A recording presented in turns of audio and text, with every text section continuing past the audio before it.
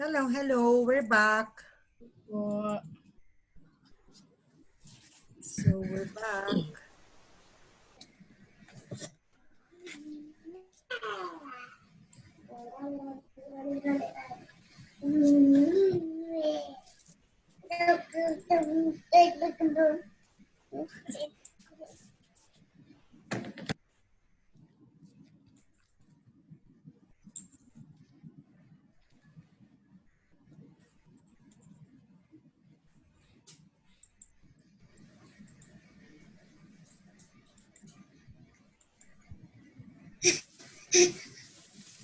One? You want?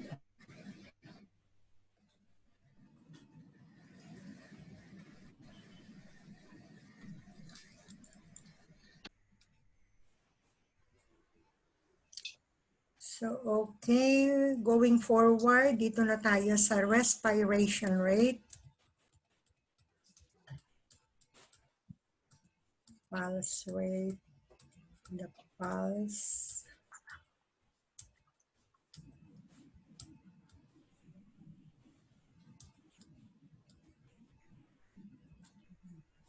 Okay, so we're here now. We're back with the respiration.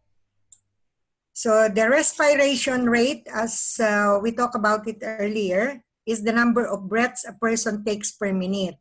So the rate is usually measured when a person is at rest and simply involves counting the number of breaths for 1 minute by counting how many times the chest rises. So respiration rates may increase with fever, illness, and other medical conditions. So pagka may sakit din tayo, tumataas din ito, nagba-variate din ito, may variation din siya. Pag may illness ka, pag may medical condition, lalo na yung may mga heart case or yung may mga lung disease, so meron silang different yung kanilang respiration rates. When checking respiration, it is important to also note whether a person has any difficulty of breathing. So depende dun sa inyong respiration rate. So depende dito kung magkano yung makukuha nyo, mami-measure nyo, ma-indicate nun whether yung pasyente nyo ba nahihirapang huminga o yung pasyente nyo is just in the normal breathing. So the normal respiration rates for an adult person at rest ranges from 12 to 16 breaths per minute. So depende ngayon yung ating respiration rate pagka tayo ay may mga sakit o pagka tayo ay nahihirapang huminga. So how to measure respiration rate? To determine whether a person's respiratory rate is normal, it is essential to measure it at rest. Kaya yung mga pasyente, pagka check natin ito, i-relax muna natin sila if ever na paupuin natin sila o pahigain natin sila before we take the measurement. So remember, exercise or even walking across a room affect a person's respiratory rate. So number 1, to take an accurate measurement, watch the person's chest rise and fall. As I said, isang count lang yung chest rise and chest fall. So hindi natin kakount na isang chest rise, 1. Chest fall, 2. No. Hintayin nyo yung inyong breathing. So pag nag-breathe kayo in and out, 1. Exhale, inhale, 1. So 1 lang ang counting nun. 1 complete breath comprises 1 inhalation when the chest rises, followed by 1 exhalation when chest falls. So it is when you exhale and rise. To measure the respiratory rate, count the number of breaths for an entire 1 minute or count for 30 seconds and multiply that number by 2.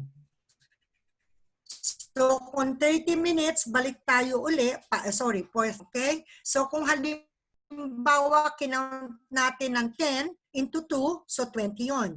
So, 10 into 4, 40 yon. Okay? So, it depends on how many seconds ka magka-count. then doon mo i-base yung 1 minute. So it's a blood pressure. So blood pressure is the force of the blood pushing against the artery walls during contractions and relaxation of the heart. So meron na tayo ngayon, may contraction at saka relaxation. It pumps blood into the arteries, resulting in the highest blood pressure as the heart contracts. When the heart relaxes, the blood pressure falls. So dito, may dalawa tayong number na kukunin pagka mag-check or magme-measure tayo ng blood pressure. So these two numbers are recorded when measuring blood pressure. Ano yung mga numbers na yon? May mga medical term dun sa numbers na yon. Number 1 is the higher number, we called it systolic pressure. That's the higher number. The first higher sound na maririnig ninyo. It refers to the pressure inside the artery when the heart contracts and pumps blood through the body. Yung pag-contract nung dugo dun sa mula sa puso, yun yung the first loud sound na maririnig ninyo. It's called systolic pressure. The lower number or the diastolic pressure, ito yung last heard sound. Systolic is the first loud sound. Diastolic is the last. It refers to the pressure inside the artery when the heart is at rest and is filling with blood. So both the systolic and diastolic pressures are recorded as millimeters of mercury, mm, per Hg. This recording represents how high the mercury column in an old-fashioned manual blood pressure device called mercury manometer, dun yun. Pero the same way, doon sa ating gagamiting aneroid ngayon. It is raised by the pressure of the blood. So today, if you will come to the doctor's office, it is more likely to use a simple dial of the for the measurement yun na aneroid natin or yung mga digital na measurement. Okay? So wala na yung ating sphygmomanometer or yung ating mga blood pressure monitoring na may mga mercury content.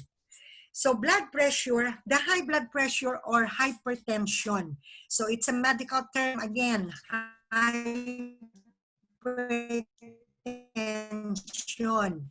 So pagka dito it as in high blood pressure, hindi nyo maririnig kay doktor na high blood pressure. Sasabihin niya, that patient with hypertension, so ganon, hypotension or hypertension. Hypertension directly increases the risk of heart attack, heart failure, and stroke. So itong mga hypertension or the high blood pressure na tinatawag natin, usually pag kami mga hypertension, ay meron silang risk of heart attack, heart failure, and the stroke. So with high blood pressure, the arteries may have an increased resistance against the flow of the blood, causing the heart to pump harder to circulate the blood. Okay, so the blood pressure is categorized as normal, elevated, or stage 1 or stage 2 high blood pressure. So sinabi nga natin, we are not calling it as high blood pressure. We are calling it hypertension, hypotension dun sa mababa. So the normal blood pressure is systolic of less than 120 and diastolic of less than 80. So the normal blood pressure of an adult is 120 over 80. The stage 1 or the elevated high blood pressure is systolic of 120 to 129 and diastolic less than 80. Stage 1 high blood pressure is systolic 130 to 139 or diastolic between 80 to 89. Stage 2 high blood pressure is when systolic is 140 or higher or the systolic is 90 or higher. Pag sinabi niyang nasa stage 2 na, yun nakabahan na kayo. Yun na yun mga nag-100 yung diastolic. Okay? So, be careful na kayo pagka ganun yung mga reading na mga nakikita nyo. Kasi, nag-i-indicate na yon na there is going to happen. Meron nang baka mangyari. So, quit down na kayo doon pag nakakita na kayo ng mga ganong mga readings. So, this number should be used as a guide only, but a single blood pressure measurement that is higher than the normal is not necessarily an indication of a problem, but your doctor will want to see a multiple blood pressure monitoring. Hindi lang dun sa isang blood pressure measurement, nag-rely ka. No. So, i-check pa natin uli yun. Baka during the time that you have taken the blood pressure, it's yung pasyente mo na namumroblema o kaya ay may sakit. So, hindi natin makita whether that is the real high blood pressure. That is the real blood pressure. So, kailangan natin kumuha ng multiple readings. Like, let's say, give them at least 15 minutes to take another blood pressure, then another one. May comparison tayo. Baka yun nga yung umpisa natin, ay galit na galit si Lola. So, mataas na mataas ang kanyang blood pressure measurement. So, pahintuin natin siya, paupuin natin, patahimikin muna natin. And then, take the second measurement. So, nakakatakot kasi akala natin, nag-shoot up yung BP niya, isa lang pala yun. So, hindi pala tayo dapat matakot. So, meron naman tayong mga equipments which we use for our blood pressure monitoring. We have number 1, the aneroid monitor. This aneroid monitor has a dial gauge and is read by looking at a pointer. Yung parang gauge siya ng mga dun sa ating mga sasakyan, di ba? May mga gauge yun dun sa ating mga dashboard. So merong ganon, may gauge yun na gumagalaw. So yung aneroid is less expensive than the digital. Marami na ngayong kasing mga digital wherein it is expensive. So ngayon, yung dito sa aneroid, pero the aneroid is much more wanted or used by yung mga doktor. Mas tiwala sila pag aneroid. Hindi sila tiwala dun sa mga digital. So bakit? Kasi yung digital daw, hindi mo sigurado whether yung kanyang battery is not strong, so magbibigay siya ng false result. Whereas dito sa gauge, yung aneroid, wala siyang wala siyang either na indicator na hihina yung baterya o malakas yung baterya. So it is a manual. So, and this aneroid monitor is the one you are going to use sa ating mga practical. Okay, hindi tayo gagamit, but during for the demo, ipapakita lang natin how it works yung digital and what is the difference yung blood pressure monitoring measurement, kung anong difference between the two. So the aneroid monitor is less expensive than the digital. The cuff is inflated, ito yon, manual kasi. So merong siyang cup, inilalagay doon sa upper arm, tapos may rubber siya na bulb, yun yung ini-squeeze natin para tumaas yung ating pressure, doon tayo magbe-base. And some units even have a special feature to make it easier to put the cuff on with one hand. However, the unit can be easily damaged and become less accurate because the person using it must listen for heartbeats with the stethoscope. It may not be appropriate for the hearing impaired. Kung halimbawa tayo at this time, kukuha tayo ng blood pressure. But then, meron palang problemang konti sa ating hearing. So, paano tayong makapagbibigay o makapaglilisten with a good hearing, with our good hearing, meron palang impaired yung ating hearing, yung ating ears. So, paano tayong makakasiguro na accurate din yung ating narinig, right? So, kailangan doon sa atin na mga kukuha or baguhan na kukuha, we make sure na maayos yung ating pandinig. Okay? So it's difficult na magbigay tayo ng reading na impaired pala yung ating mga pandinig. Okay? Delikado. So yung digital monitor naman, the blood pressure reading flashes on a small screen. Can be used to measure blood pressure. Itong mga digital, a little bit expensive, pero hindi mo na kailangan mag-pump-pump pa. Hindi mo na kailangan na stethoscope. So pagka ini-on mo siya, automatically, pag nirap mo yung cuff, tapos i-press mo lang siya, automatically, matataas na siya and magbibigay na ng reading. Automatic. The digital monitor is automatic with the measurements appearing on a small screen. So meron siyang parang TV monitor doon, may screen siyang maliit. Doon siya mag-appear yung kanyang measurement. So because the recordings are easy to read, this is the most popular blood pressure measuring device. It is also easier to use than the aneroid unit. And since there is no need to listen to heartbeats through the stethoscope, this is a good advice for hearing impaired patients. So hindi na natin kailangan yung ating stethoscope to hear, to listen. So dun sa may mga impaired na hearing, kailangan natin, advice na lang natin sila na bumili na wrap lang nila yung cup. So they can do it themselves. Hindi mo na kailangan ng somebody to take for you. Okay? So one disadvantage is that body movement, ito yung isang advantage lang ng digital. So once you move, yung may any movement, merong irregular heart rate can change the accuracy. So kailangan dito, ini-instruct natin yung pasyente or whoever is going to take na maging tahimik muna and no talkings, para hindi siya mag-initiate na magsalita din. So, these units are also more expensive than the aneroid monitor. Okay? So, pagka nag-take tayo in a practical, yung aneroid at saka yung digital, tingnan natin how is the measurement, i-compare natin from both. So, tingnan natin kung may less than 40, less than 20, plus and less. Tingnan natin kung ano ang result nito. So we have also the wrist digital blood pressure monitors. Mas techy na, yung mas level up na pagka ikaw naka-wrist digital. Just put it dun sa wrist mo, dun sa may pulse mo. So this one is shown the wrist blood pressure devices are not as accurate in measuring blood pressure as other types of monitors.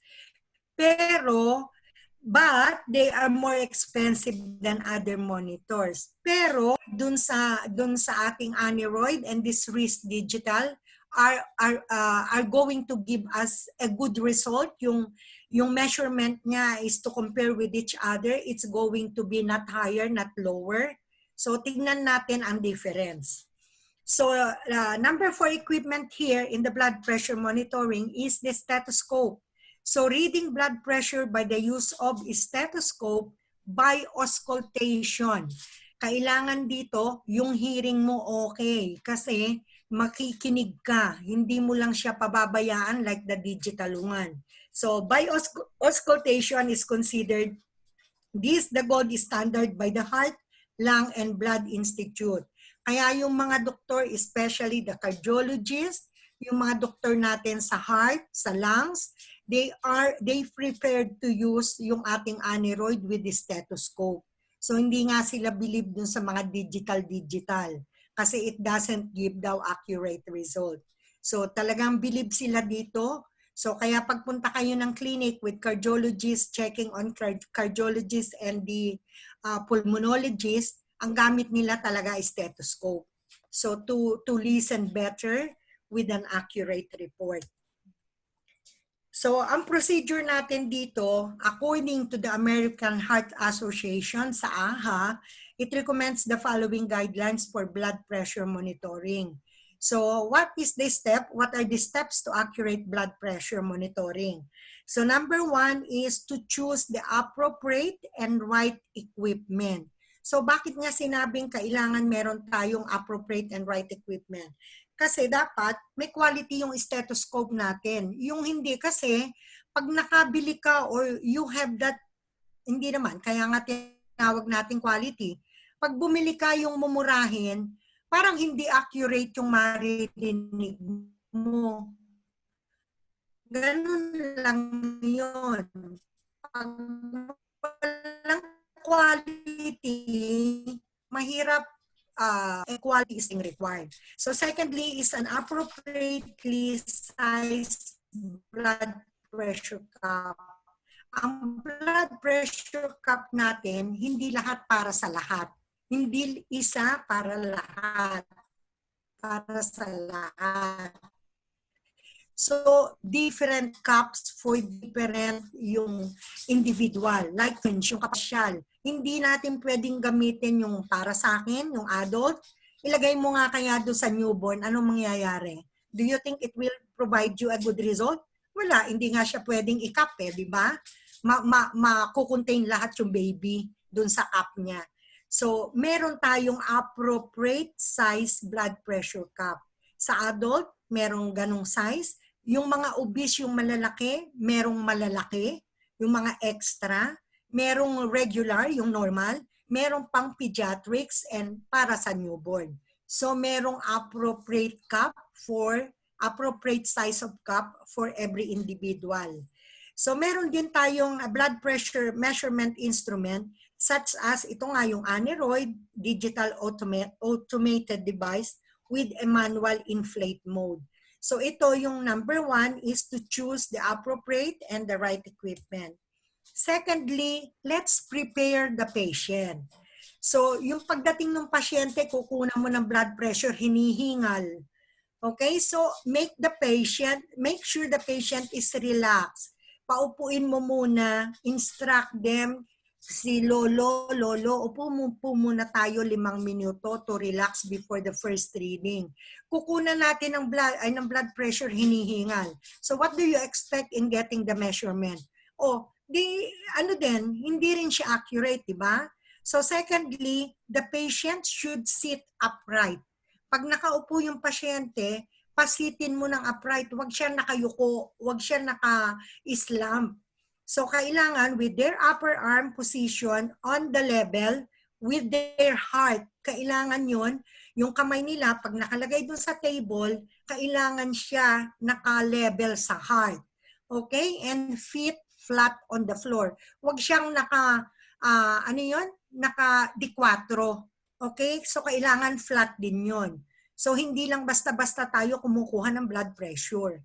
So third is remove excess clothing that might interfere with the BP cup or constrict blood flow in the arm. Baka naman yung suot niya tight-fitted, yung mga very tight. So nakakaano din yun, nakaka-interfere dun sa blood pressure na cup. So kailangan yun, patanggalin nyo naman muna pag kumukuha tayo ng blood pressure. Be sure you and the patient refrain from talking during the reading. Kasi pag nag-talk ka, natural, alam nga naman yung pasyente, hindi siya sasagot, di ba? So, kinukunan mo siya ng BP and kinakausap mo siya. So, hindi tama yun. So, kailangan refrain it from talking during the reading. So, number 3 is to choose the proper BP cup size. Ito nga yung pinag-usapan natin na dun sa appropriate na equipment. So, most measurement errors, tandaan nyo, error yon. Nagkaka-error, it occurs by not taking the time to choose the proper cup size. So, pag cup size niya ay hindi appropriate, so inappropriate din yung inyong record, the reading. So wrap the cup around the patient's arm and use the index. Ito na naman, index finger na naman. Index line to determine if the patient's arm circumference falls within the range area. Otherwise, choose the appropriate smaller or larger cup. Pag kumukuha ng BP, pag naglalagay ka ng cup, kailangan isasaksak mo yung isang index finger mo para may room siya, para pag nag-inflate ka, ay hindi siya masakal-sakal. Yung inap doon, kailangan insert mo yung isang index. 4 is place the BP cuff on the patient's arm. So pag inilagay mo yung BP cuff doon sa patient's arm niya, ipalpate mo na, ilocate mo na yung brachial artery. Sana nga ba yung brachial artery natin? Doon sa may siko, right? Sa may ibabaw. So feel that brachial artery and position the BP cup so that the artery marker points to the brachial artery. Kailangan yung paglagay mo doon may at least 1 centimeter ka dito bago doon sa brachial. Wrap the BP cup snugly, closely around the arm with the index finger, ilagay mo doon sa ilalim. Number 5 is position the stethoscope. So, paano natin ipoposisyon yung stethoscope? Siyempre, hanapin mo muna yung brachial artery mo, yung brachial pulse natin na tinatawag natin for the BP, for the blood pressure. Hanapin mo muna yon. Pag na-feel mo na malakas yon, the same arm, na-feel mo yung malakas yon, so ilagay mo na yung cuff, tapos pag na-feel mo na siya, ilocate mo na yung malakas na pulso niya, yun ngayon ilagay mo yung bell ng stethoscope. Yung stethoscope, nakita natin kanina, di ba? Meron siyang parang bell, tapos meron siyang diaphragm ang tawag, yung malapad. Okay? Isang maliit at saka isang malapad yan. So, ang sabi niya rito, yung bell ang ilalagay natin para doon natin siya ilagay sa ibabaw ng brachial para doon maririnig natin yung kalabog ng kanyang pulso. Together with the blood pressure, yung cuff natin. Kasi hindi natin makukuha yung aneroid using the aneroid BP na wala tayong stethoscope. Pwede natin siyang i-feel, pero hindi siya ganun ka-accurate. So we need to or we must use a stethoscope. So number 6 is to inflate the BP cup. So once it is done, nandun na yung BP cup natin, okay na yung pulse natin, andun na rin yung ating stethoscope. So i-inflate na natin ngayon yung BP cup natin. Yung may valve yun eh. And the cup has inflated enough to stop blood flow, you should hear no sounds through the stethoscope. Pagka nag-feel ka, yung nagkakap ka, nagpapump ka, wala ka pang mapipil nun, wala ka pang maririnig of anything. Kasi nagpapump in ka pa lang eh. So the gauge should read now 30 to 40. Nag-aano na yung gauge natin, yung pointer, above the person's normal BP reading.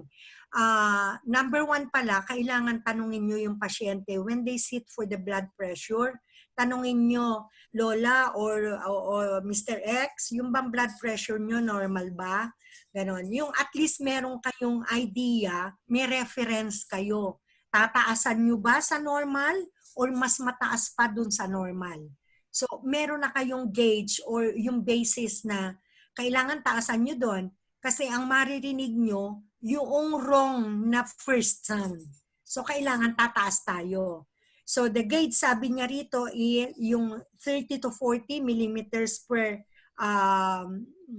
mercury above the person's normal BP reading. If this value is unknown, you can inflate the cup to 160 or to 180. Halimbawa ako, ang blood pressure ko 150 o yun yung nagno-normal sa akin. 150 over 90. Sinabi ko sa inyo, my blood pressure is usually or it is normal for me to have 150 over 90. So pag chinek mo ang blood pressure ko, you go up to more than 150. Kasi pag nasa 150 kayo, hindi nyo ma-hear accurately. So a little more, mga 180 or 160, ganon, a little more. Kaya kailangan tatanungin natin si pasyente. If this value is unknown, you can inflate, sabi niya, taasan nyo pa siya. If pulse sounds are heard right away, inflate to a higher pressure. Kasi nga kung nando sa 150 narinig nyo, how you will compare na baka mas mataas pa rito yung BP ni Miss Annie. Ganon, hindi ba? So, pumunta pa tayo sa mas mataas pa yung cup natin. 7, pag nandun na tayo higher na, slowly deflate the BP cup. I-deflate nyo siya very gently, slowly. Huwag nyo siyang rapidly i-deflate. Wala kayong maririnig. So yung pagka nag-start kayo ng, nag-begin kayo ng deflation, the American Heart Association recommends the pressure should fall at least 2 to 3 millimeter per mercury per second. Yung dahan-dahan, pero wag yung merong hinto-hinto. Continue siya, pero slowly. Anything faster may likely result in an inaccurate measurement. So itong mga guideline nito how to do, nakikita natin na pag ganito ang ginawa natin, nag-abruptly na ini-release mo yung cuff, wala kang maririnig ng maayos. So kailangan dito is, once you begin deflating, slowly lang ang pag-release ng cuff. Listen for the systolic reading. Nandito na tayo. The first strong sound is the systolic, right? The first is the systolic reading. So yung first occurrence of rhythmic sounds heard as blood begins to flow through the artery is the patient's systolic pressure. Pagka merong isang ting, maririnig nyo yun sa stethoscope nyo, or mapifeel nyo kung wala kayong stethoscope. So yung unang-una, the first loud sound, that is the systole, systolic pressure. Okay, so this may resemble a tapping noise at first. Sa first kasi maririnig mo parang tung tung tung, yung ganun lang. Pero the actual is tuk, ganun, yung the first loud bang, yung first loud na mahir nyo. That is the first systolic. Listen for the diastolic reading. Ito na yung second sound. Pag narinig mo na yung first, i-deflate mo pa siya continuously, slowly, maririnig mo ngayon yung maraming sound, pababa ng pababa. Okay? So once it drops, yung malapit nang mawala yung mag-sounds fade, that's the time maririnig mo yung huling sound, yung last sound heard. That is the diastolic. So you will stop there and this will be your diastolic reading. Nakuha nyo yun? So yung first sound natin, the first loud sound is the systolic, and the last sound natin is diastolic. So meron na kayong two numbers, right? The systolic and the diastolic. Ngayon, we want to double check kung tama ba'y kinuha nyo. Baka na naman narinig nyo lang sabi ni Ma'am Ann, 150/90, doon ko na lang ilalagay yung sound ko. So 150/90. So hindi tama yon. Okay? Basis lang yung sinabi ko. So you go forward, you go higher, and you go down. So i-double check natin for accuracy. So sabi nga, unang beses ng blood pressure, you don't be competent enough na that is accurate. So better double check it for comparing or for accuracy.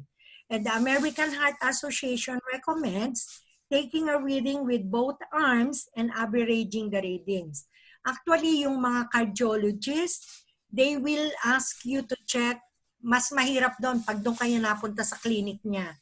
Marami siyang blood pressure na pinakukuha. So he wanted to check on the left, on the right arm, tapos pahihigain ka pa to the left and to the right. Okay? Kung minsan patatayuin ka pa to the left, to the right. Di ba ang dami niyang pinakukuha? Because gusto lang niyang makita yung accurate. Yung nakuha niya, basis from the last check-up to this time. So meron siyang comparison.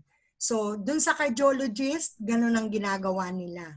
Not unless natamad lang yung cardiologist, na minsan lang siya kukuha. But usually, yung matitino na mga cardiologist, talagang they preferred to take yung more than one reading. Left, right, standing, sitting, lying. Okay, so they double check for accuracy. To check the pressure again for accuracy, wait about 5 minutes between readings. Kung gusto mo, sabi mo, pahinga ka uli, 5 minuto, check uli. So typically, blood pressure is higher in the mornings and lower in the evenings. So ito yung kino-compare nila itong statement na ito kasi usually daw pag morning kagigising natin, so hindi pa tayo gumagalaw. So nandun pa yung concentrated yung laman ng ating mga kasukasuan and the arteries and the veins nandun pa lahat. So once yun dun sa evening, di ba, we walk around, we had our activities, we had everything, so bumababa na siya by the afternoon comes. If the blood pressure reading is a concern, or mask or white coat hypertension is suspected, a 24-hour blood pressure study may be required to assess the patient's overall blood pressure profile. Kung ang mga doktor, pagka yung mga paminsan or second time na nakuha nila yung blood pressure reading mo, meron silang tinatawag na mask or white coat hypertension. So ito naman, it doesn't mean nakukonsider lang nila na parang risk. Meron na silang risk for yung mga heart case. So what is mask hypertension? It is associated with increased cardiovascular risk in both untreated and treated subjects. So in contrast, white coat hypertension is a cardiovascular risk. But if untreated but not in treated subjects. So hindi rin sila masyado makakompare whether itong mask kasi nga yun lang ang basis nila dito is yung first time nilang nag-check. So repeatedly, kaya nila tinawag is yung initial. Nag-diagnose sila kaagad ng mask hypertension kasi mataas siya. So sabi niya may cardiovascular risk. But then sabi dito, hindi naman risk factor yung cardiovascular doon sa hindi pa natitreat o doon sa mga treated subjects. So it's still under ano pa to, yung mga study, yung mga mark hypertension. Okay, so here now, you can see here, yung pinag-uusapan natin na yung proper, yung appropriate na pagkuha natin ng blood pressure. So the person, yung doon sa normal na blood pressure taking, yung measuring, kailangan nakaupo. With yung kanyang forearm is level on the table, level on the heart din. So kailangan nakatapat parate. Kung naka-level parate. Kung siya nakahiga the same way, i-level mo din siya dun sa heart. Huwag mo siyang pataasin or lower than. Okay? So tandaan niyo yun, it should be level in the heart. So ito yon doon sa sitting comfortable, naka-level siya with the heart level, with the hands level to the heart. Yung placing the appropriate cuff and stethoscope, ito yung aneroid na tinatawag natin. So, yung the second, yung nasa gitna nating photo, so tingnan nyo kung saan niya inilalagay yung kanyang stethoscope dun sa brachial point, brachial pulse. And dito sa last, tignan nyo, yan ang sinasabi ko, diaphragm, yung malapad dun sa bell, yung nasa ilalim. So usually yung bell, doon natin siya ginagamit for checking the vital signs or checking the heartbeat. So ito, nakita nyo yung gauge, yun yung pointer. Siya yung tumataas pagka yung cuff ay ini-inflate natin. So pag ni-release natin yun, so nadi-deflate siya. So gently lang ang ating pagka-deflate. We talk about the oxygen saturation as part of the vital signs. Ang oxygen saturation na tinatawag natin, it is a fraction of oxygen saturated hemoglobin relative to total hemoglobin, unsaturated plus saturated in the blood. So ito yung nandito na i-measure natin ngayon, yung fraction, yung a part noong saturated hemoglobin, yung ating oxygenated blood sa katawan. So the human body requires and regulates a very precise and specific balance of oxygen in the blood. Okay, so kailangan natin, bakit tayo nakakatayo? Bakit tayo normal? It's because of the oxygen